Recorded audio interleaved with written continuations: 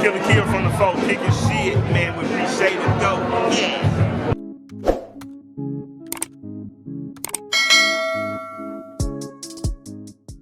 Yo, what's up? It's your favorite homegirl, Chrishaydagoat, and I'm back with another special edition of Kickin Shit. This time, we doing it different. We're reviewing rappers who were killed by their friends. I don't mean to sound excited about this, but ultimately, I'm kind of shocked. I didn't know it was enough rappers who were killed by their friends to do a whole recap on YouTube about. So, since it's here, since we here, we finna dissect it and see what's really been going on. Comment below and let me know if you guys knew about any of these cases or if they're gonna surprise you as much as I'm sure they're gonna surprise me. But before we get started, make sure you like, comment, subscribe, and turn your post notifications on so you can tune into the rest of my reviews. Now, let's get back into the video. Rappers who were killed by their friends. Before the start of the video, make sure to leave a like, and if you want to see more content like this, subscribe and hit the bell icon, and write a comment down below to support us. I don't know, I'm kind of anxious. Louisiana's rapper Darren Ross was born in 1995. Okay, I knew about Lil This young rapper had Snoop. a whole career ahead of him. In 2013, at the age of 17, he signed a big record label with Meek Mill's Dream Chasers after he gave him his mixtapes in Meek Mill's van. In one interview, Snoop mentioned that he received a call from Meek Mill 20 minutes after he gave him his mixtapes. Unfortunately, his big chance did not last very long. After only a few months, Lil Snoop was killed. At the age of 18, he did not survive 2 gunshots to the chest. That's so crazy, and I recall when all of this went down, like the whole introduction of Lil Snoop, starting to see Meek give him the exposure and co-sign, and out of nowhere it was just abrupt that he was gone. So this shit was crazy. This tragic incident happened over a fight that broke out at Snoop's friend's apartment because of a video game. Snoop got killed by one of his friends, Tony Holden. Tony is a 36-year-old man with a criminal record. Tony Holden turned himself in a few days later. If this incident did not happen, Lil Snoop would be 25 today, and probably with a lot of success behind. Like, how jealous and envious do you have to be 36 and kill an 18-year-old? Like, what could possibly be happening in a game to make you really murder a child? Someone who could have been your child, roughly. Like, what? Soulja Slim was an American rapper. He was born in 1977 in New Orleans. Soulja Slim was killed by his friend. Like, I knew he had passed away. away. How good he was by the fact that he deserved a compliment a lot of rappers gravitated to. It is said that Soulja Slim kept it real, and that is one of the best compliments you can get as a rapper. His life was not easy, considering the fact that he struggled with drugs, but he found a way to show that through his lyrics, and that is what made him great. Wow, I don't even think I ever seen what he really looked like until now. He served some time in prison. Come in, did y'all know this was Soulja Slim? Different occasions. He was lucky he stayed alive, but a few years later, he did not have that kind of luck. In 2003, Soulja Slim was shot and killed on the front lawn of his parents' home as he was crossing the lawn toward the door. A few months after he was shot, police arrested Gerard Smith and matched a gun. The tap was shot 4 times. 3 times in the face and once in the chest. Wow. The gun he was killed with was stolen from the police officer's house by Smith. The problem was that there was no witnesses to testify against Smith. There's a rumor that Smith received $10,000 to shoot Soulja Slim. Who hired him is a mystery, but allegedly it was someone close to Soulja's life. Smith was arrested and connected to 3 more murders by 2008. But he was released each time due to lack of witnesses. Bro, I couldn't even say nothing because that's a lot of details just in those few seconds. Did y'all catch all of that? First of all, he was murdered by his friend on his parents' lawn. This happens more often than none. You always hear about the incidents of rappers getting killed in their hometowns. It hit different at your mama house, full circle and everything. But in general, that's not hard to fathom. But to also hear that he was possibly set up by somebody even closer to him, and that witnesses, they can't reprimand the person who they know shot him or murdered him. They can't reprimand him because witnesses won't come up. But why do you think witnesses won't come and testify? Y'all let me know. Is it possible that there were no witnesses for all these murders? No, it's definitely some witnesses. And why did he do it will remain a mystery. Bankroll Fresh. Oh my God. Rest in peace, Bankroll Fresh. Was an American rapper from Georgia. He's best known for a single, Walked It. He wasn't, the dude who killed him though wasn't his friend. Let's go ahead and debunk that. If anything, I don't know what Buddy finna say. They could have been slightly affiliated, but from everything I understand from this situation, they weren't cool at the time. 2015, a year after his successful song, he got killed. His death involves his friend, No Plug. No Plug talked about the incident in the interview and stated that before Bankroll Fresh, the two had a fight. The fight happened in the record studio, and as No Plug was leaving the studio, he took Bankroll Fresh's handgun. He later came back to get his 2 cell phones that he had previously forgotten to take. This was the moment when Bankroll started shooting at No Plug. He got shot and later died in the hospital. More than 50 shell casings were found at the crime scene. No Plug was never charged for the death of Bankroll Fresh, even though he admitted he killed him. And the reason is because this was in self-defense after Bankroll Fresh started shooting first. I was about to say, and they could never tell. I remember literally as that went down, waking up the next day and hearing about that going down in the studio, not even 5 miles from my house, and how it was just like overnight you went from Bankroll Fresh in his last post talking about new whips, new cars, new everything, to literally not being here anymore. That was messed up. And the way No Plug came and was gloating on Vlad TV, sickening. Very sickening, because it didn't have to end like that ultimately.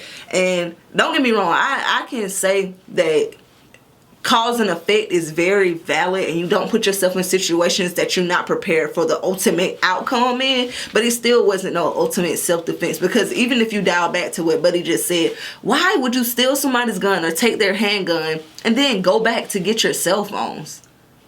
What?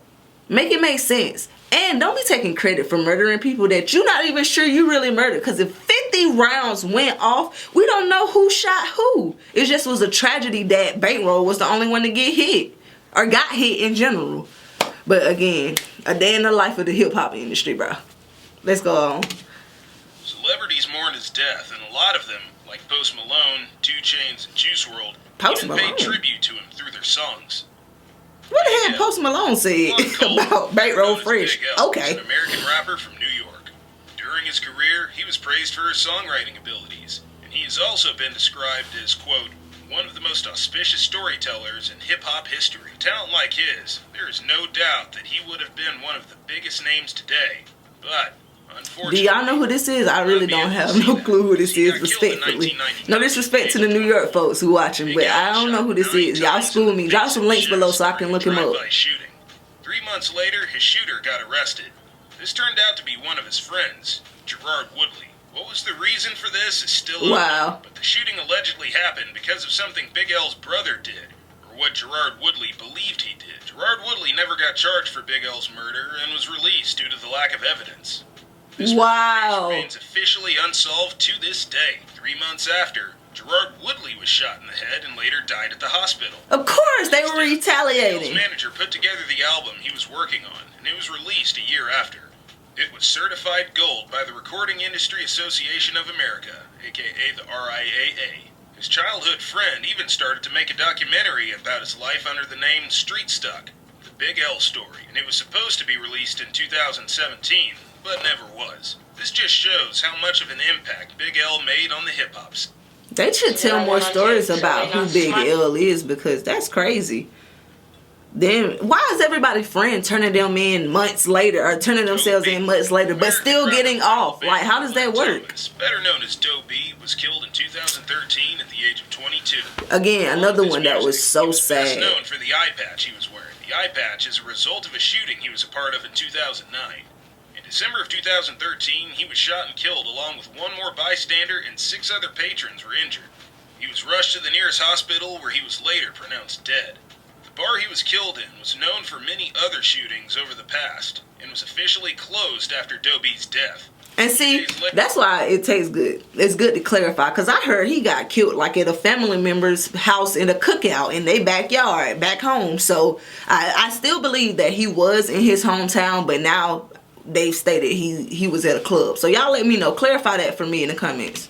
Later, Jace McWilliams turned himself in to the police. Darius Thomas was also arrested for the murders and charged. During all of these arrests, on January the 3rd, Tim Hamilton died due to the gunshot wounds, and that made him the third victim. Wow. A few days later, Darius Thomas was charged for these murders and was sentenced to 85 years in prison after pleading guilty to these 3 deaths.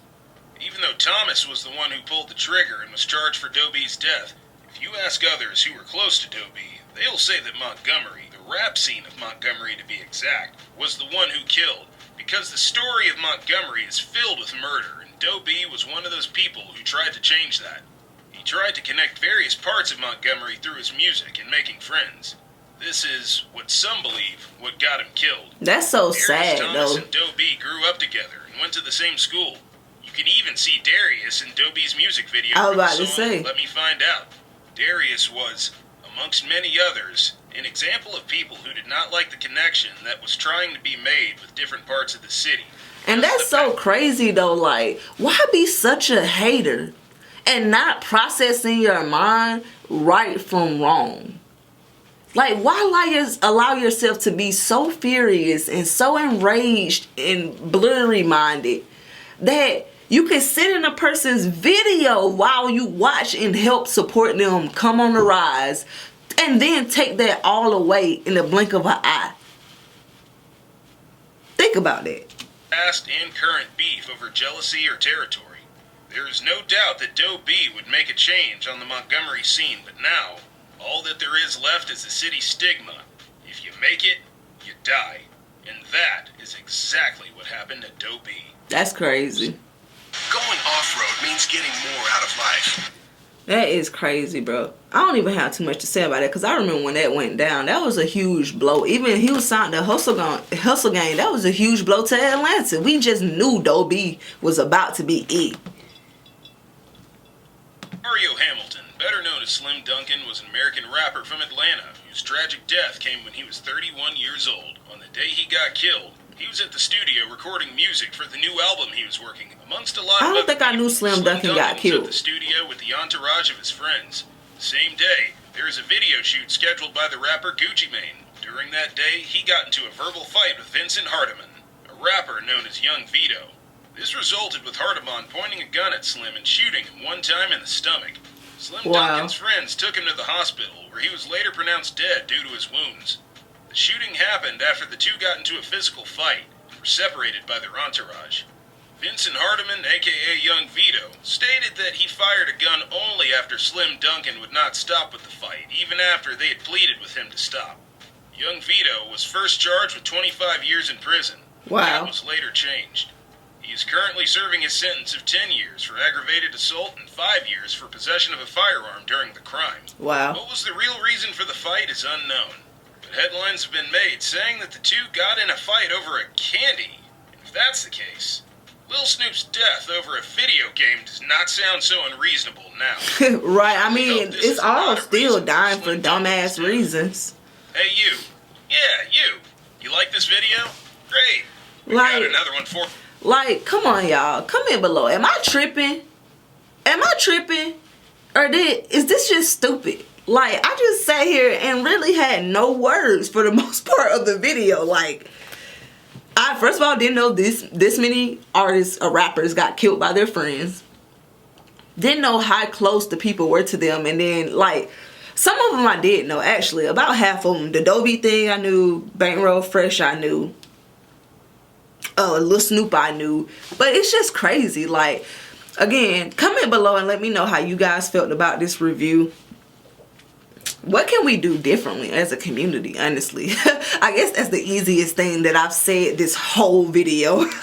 But let me know. We're going to work on it together again. I'm your favorite homegirl, Chrishaydagoat. I love kicking shit with y'all. Drop some more comments and let me know what other type of reactions you want to see me do. Don't forget to like, comment, and subscribe before you get out of here. And I'll see y'all in the next video. Peace.